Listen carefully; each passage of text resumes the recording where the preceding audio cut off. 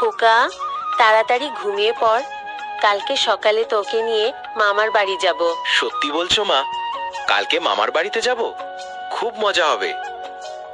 সকালবেলা আমরা মায়ের সঙ্গে বেরিয়ে পড়লাম মামার বাড়ির উদ্দেশ্যে।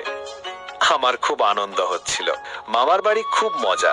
দিদার মুখের রূপকথার গল্প শোনার আনন্দ আর মামার সঙ্গে এদিক ওদিক ঘুরে বেড়ানোর মজাই আলাদা। প্রতিটি মুহূর্ত যেন নতুন এক রহস্যময় অভিজ্ঞতা। তাড়াতাড়ি পা চালা খোকা, সন্ধ্যের আগে গিয়ে আমাদের পৌঁছতে হবে। আর কত দূর মা?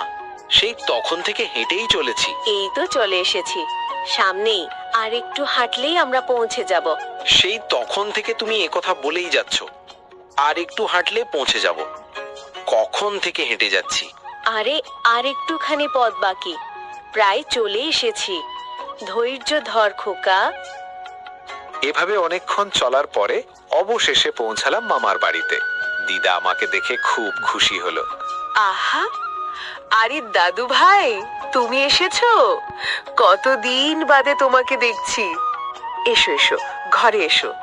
দিদা, আমাকে কিন্তু অনেক গল্প শোনাতে হবে। আমি অনেক দিন ধরে তোমার মুখে গল্প শোনার অপেক্ষায় ছিলাম। ঠিক আছে দাদু ভাই, শোনাবো। তবে আগে এসো, হাত মুখ ধুয়ে নাও, তারপর খাওয়া দাওয়া করো। তোমাদের জন্য আমি অনেক কিছু রান্না করে রেখেছি। দিদা, মামা কোথায়? মামা কাজে গেছে, রাতে বাড়ি আসবে। তাহলে আমি তাড়াতাড়ি হাত মুখ ধুয়ে আসি। দিদার রান্না খাবো, তারপর গল্প শুনবো। হাত মুখ ধুয়ে খাবার খেয়ে বিকালে একটু ঘুমিয়ে নিয়ে সন্ধ্যাবেলায় আমরা সবাই মিলে বসে পড়লাম গল্পের আসরে।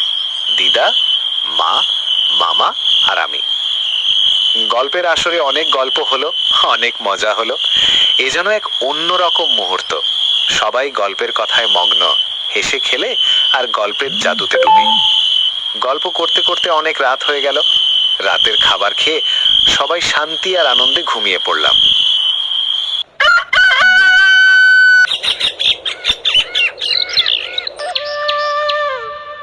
মামা, কোথায় যাচ্ছ? আমি যাচ্ছি মাছ ধরতে। তুই যাবি নাকি? গেলে আয় আমার সাথে। হ্যাঁ মামা, আমি যাব।